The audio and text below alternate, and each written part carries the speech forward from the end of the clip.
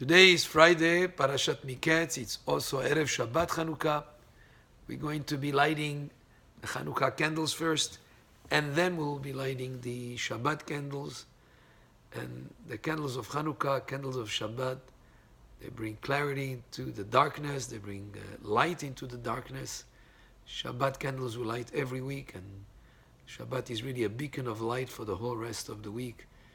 The rest of the week we may be involved in the day-to-day work and sort of like not focused on spirituality. Comes Shabbat and we dedicate ourselves to the spiritual. We light the Chanukah candles 8 days, covers all the 7 days of the week plus an extra day, and it covers all the days of the week because the Chanukah candles symbolize the light of the Torah. That is something that should be with us every day of the week. But also, interestingly, the holiday of Chanukah straddles 2 months. It's the only holiday that goes over 2 months.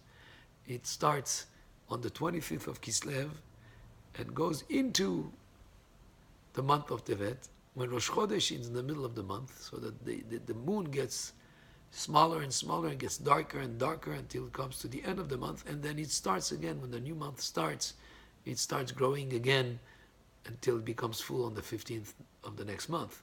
So the light that we light on Chanukah is also symbolic of the fact, no matter how dark it is, the light of Torah could enlighten the darkness. And the idea of the Rosh Chodesh being part of the holiday is also symbolic of the fact that the Greeks did not believe in the concept of sanctity of time. They wanted us to stop observing Rosh Chodesh, which is really what tells us when a holiday happens. So, as we celebrate the holiday of Chanukah, we have Rosh Chodesh, which is within the holiday itself. As we celebrate Chodesh, thousands of years later, generations later, we're still celebrating and with faith in Hashem and with the idea of sanctity of Am Yisrael and the sanctity of time.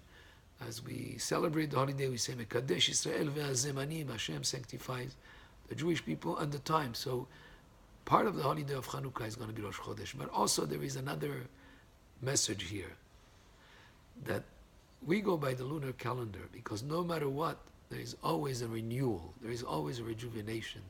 Even if there is sometimes a low end, there is always a renewal and coming back. And no matter what difficulties that the Jewish people have gone through the generations, we always come out of it and continue into eternity. Chanukah is one example, with the Greeks wanting us to forget the sanctity of our religion, the sanctity of the Torah. There was a kind of a low level where some people became assimilated, but again, the Jewish people go back into, just like the moon renews itself, there is always a renewal and rejuvenation, and there is always that hope that brings us up again from whatever difficulty that the in history has sent our way.